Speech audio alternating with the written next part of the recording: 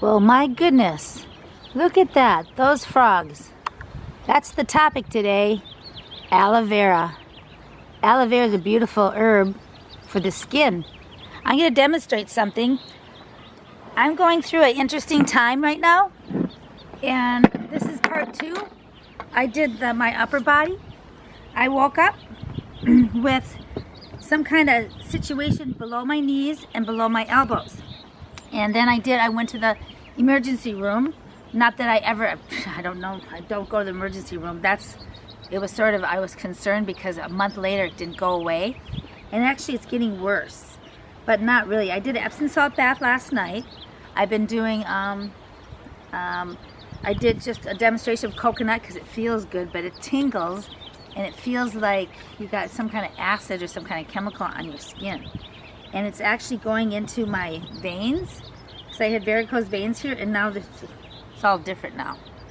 It's a weird thing. You can see on my arms, but I'll show you. I put coconut on my upper body, and I just want to show you the aloe vera. I know this is not a good way to cut, but I'm going for it. Okay, so I just take the aloe vera and I just put it on I apply. That feels so good when I do that, because I know aloe vera is a skin herb, and hopefully this will help it. But I'm going to have scarring from this. I can see that. It's very interesting, but I'm going to treat it naturally and try to see where this goes. Hot water is not good for it. It feels really good. Scratching feels really good, but it just feels like it spreads it. And I'm putting baking soda rubs on, and Epsom salt baths every night.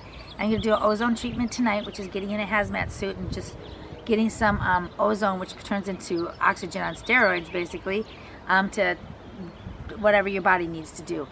And then I'm fasting for 20 days. This is my 5th day on my fast, juice fasting. So I'm sort of cheating anyway. I'm not totally fasting, but I'll do that if I have to. So whatever it takes, because this is more of a curiosity to me. And I know that nature rules. Nature's ruling me right now if this is nature. Nobody seems to know what it is.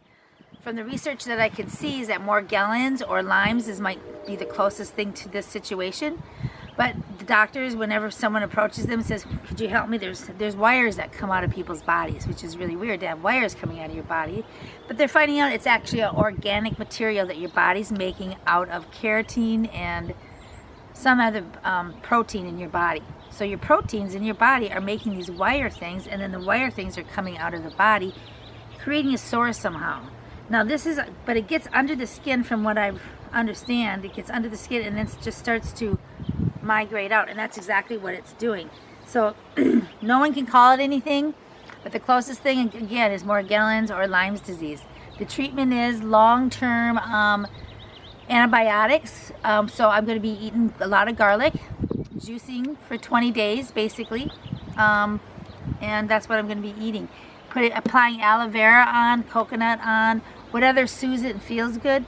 But I tell you what, it feels like I want to scratch it, and it's really hard not to scratch. But it also feels raw.